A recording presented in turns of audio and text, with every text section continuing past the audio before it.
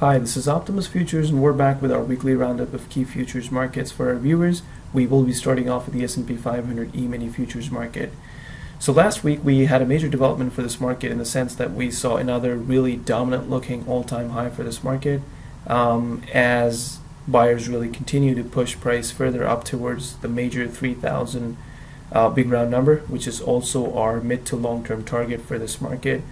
That seems to be in strong contention now. Just looking at the way that the uptrend here seems to be developing and just continuing on with the strength over here.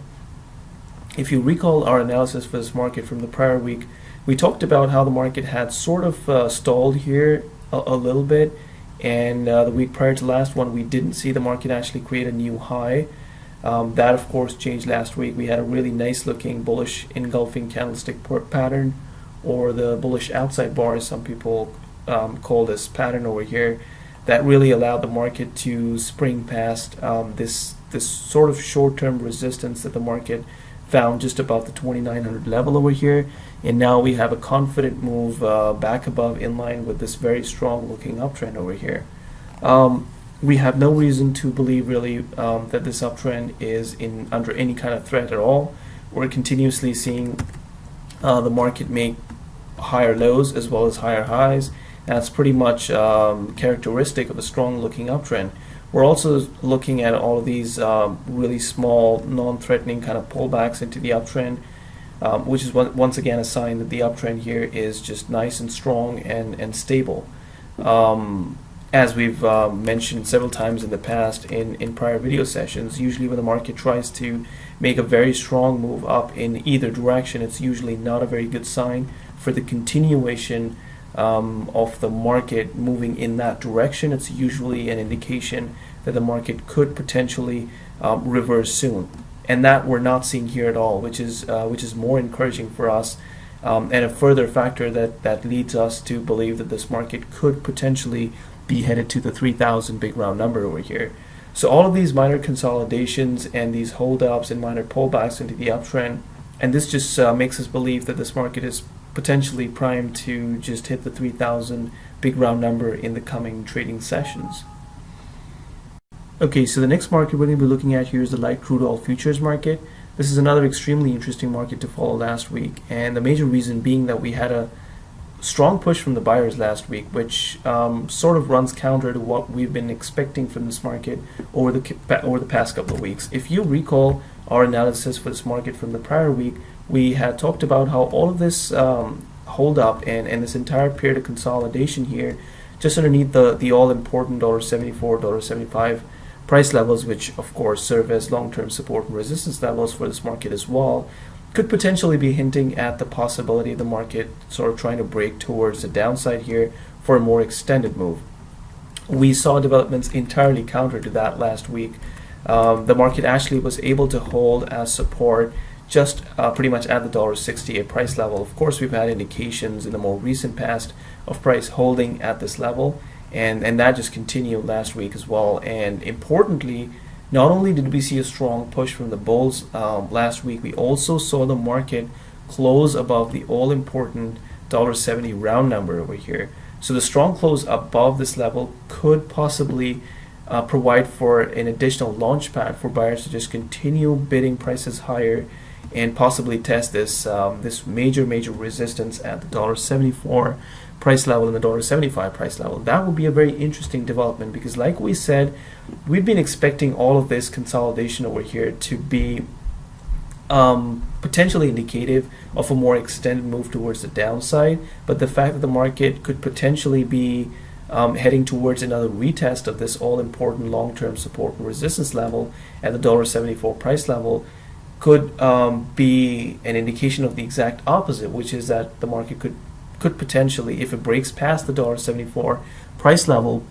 possibly uses it as support and continues its way higher to print newer swing highs well past this more major swing high created off the $74 price level here in the more recent past. That could be the market's attempt at trying to resume this more longer term uptrend that initially saw us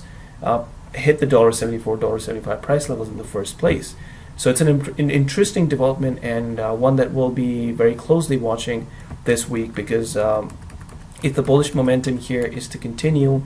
it like we said would be a very interesting development for this market, and a potential sign that we could soon be out of this more notorious sideways consolidation phase for this market. Okay, so the next market we're going to be looking at here is the euro currency futures market. Another very interesting market to follow. Last week we finally have the market actually pushing past the major 1.16 support and resistance level for this market that buyers and sellers were pretty much seem to be caught up at for the past several weeks. Of course, a very, very important level, so no surprises that the market was actually consolidating and oscillating at this level for the last couple of weeks. That, however, changed last week, of course, as the market pushed right past it towards the upside. Interestingly, we did not see any major resistance come in at the 1.17 level, of course, which also is a more shorter-term swing high in an area of resistance. Actually, the market was able to close strongly above. We had a day's activity, trading activity, where the market actually pulled back to it, used it as support, and continued to propel higher above, to close authoritatively above the 1.18 round number, which is also a major area of resistance and also the ceiling for a phase of consolidation that the market witnessed not very long ago. So the fact that the market is actually made it successfully past this area of resistance over here at the 1.18 level, and the fact that the market was actually able to close for the week above this level could prove to be important factors and reasons why the market could potentially continue its way higher up for this week. That, of course, remains to be seen. We're still not entirely confident of this market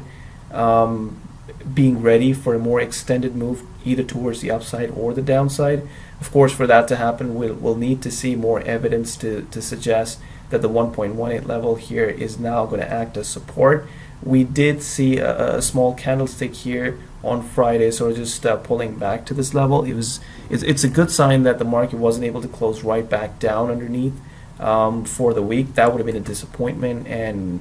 a potential indication that the sideways movement here could potentially elongate and just continue to drag on for a bit. So although we're looking for, rather we should say we shouldn't be totally surprised to see the market continue its way higher this week, we would just prefer to see a little bit more signs of the 1.18 holding here as support, in terms of possibly seeing a bullish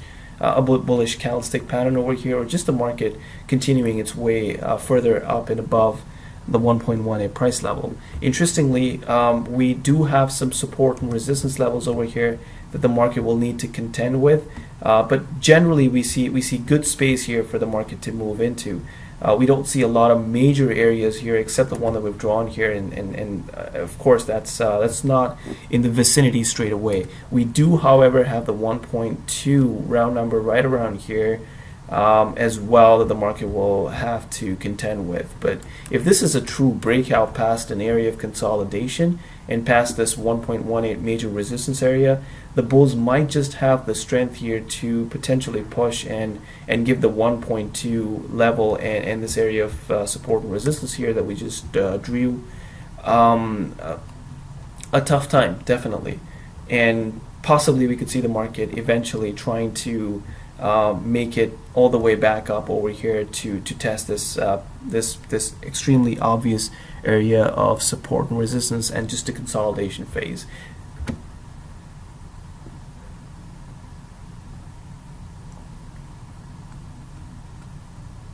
So overall, just to sum up our entire analysis for this market for the week, we're just hopeful for a move towards the upside. We'd just like to see more indications to suggest that we're actually going to be seeing a move towards the upside.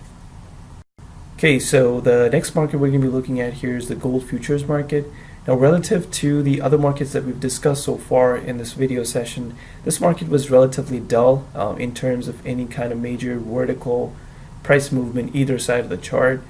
We did, however, interestingly see the market hold up really well at this more shorter term area of support, and well, actually support that's flipped into really solid and formidable resistance. So the past week we actually saw the market for the third time in a very short period of time actually retest this area of support and resistance and hold up.